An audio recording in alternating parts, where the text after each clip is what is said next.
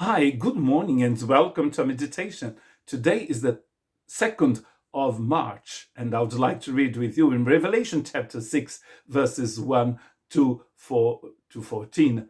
I watched as he opened the, the sixth seal. There was a great earthquake. The sun turned black like sackcloth made of goat hair. The whole moon turned blood red, and the stars in the sky fell to earth, as figs drop from a fig tree when shaken by a strong wind. The heavens receded like a scroll, being rolled up, and every mountain and island was removed from its place. So as we come to the end of the seals, we come to the end of everything. And then after this, we're going to talk. The book is going to talk about those who received the seal of the Lamb, and then the seventh seal and the beginning of the seven trumpets. And then we start all over again from the beginning. It's a very good place to start, the very beginning. Interesting to see that the sixth seal talks about six things in nature that is going to suffer at the end of times, and six groups of people who are going to blaspheme against the one who is sitting on the throne and the Lamb.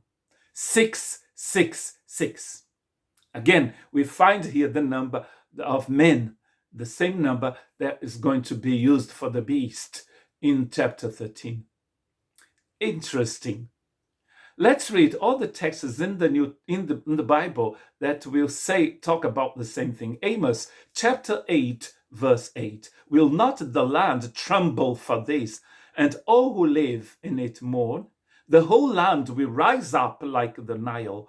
It will be stirred up and then sink like the river of Egypt. So as I live here near a big river called Adur, and we see when the sea comes into the river, we see that there are waves, and the river goes up, and then it goes down.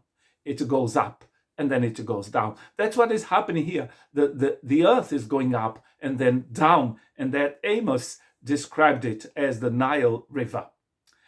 At the waves, the waves in the Nile River. Joel chapter 2, verse 10. Before them, the earth shakes, the heavens tremble, the sun and moon are darkened, and the stars no longer shine. That's exactly what John saw in the book of Revelation. Jesus as well is going to talk about it in Matthew chapter 24, verse 29. Immediately after the distress of those days, the sun will be darkened, and the moon will not give its light.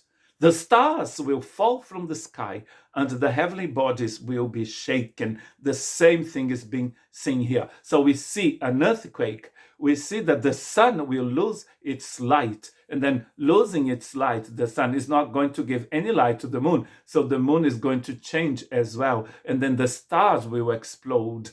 The heavens, or the atmosphere around the planet will disappear. And then mountains and islands with a huge earthquake will be shaken as well and flattened, as it says here in the text. So what are people going to do? And these are the kings, the princes, the military, the rich people, the strong people, and the normal people. People who are free and people who are slaves as well. 6 groups of people. I mean, the whole humanity. The point in this text is actually the wrath of the Lamb.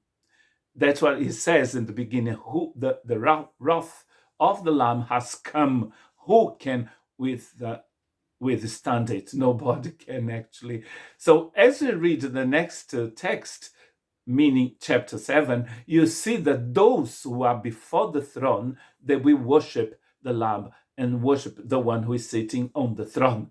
But here, they are not worshipping at all. Let's read the end of chapter 6. Then the kings of the earth, the princes, the generals, the rich, the mighty, and everyone else, both slaves and free, hid in caves and among the rocks of the mountains. And the mountains are falling now, so the islands are disappearing. They called to the mountains and the rocks, fall on us and hide us from the face of him who sits on the throne and from the wrath of the Lamb. For the great day of their wrath has come, and who can withstand it? Nobody can. But they will try. They actually prefer to die. So this is a terrible moment, a terrible day.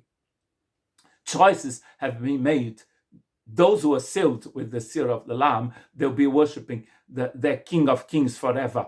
But here we see people who have not received the seal of the Lamb. And they have the mark of the beast. They were not persecuted. They lived an interesting life, but they had no seal on them. They had no eternal life on them. So they don't like the Lamb. They don't worship him. They prefer to die than to worship. So we make a decision today of where we would like to be on that great day. Before the throne of the Lamb, worshiping him forever, dressed in his righteousness, or asking death to come because we cannot withstand the wrath of the Lamb. There are two sides here. It's either the wrath or the glory. May God have mercy on us.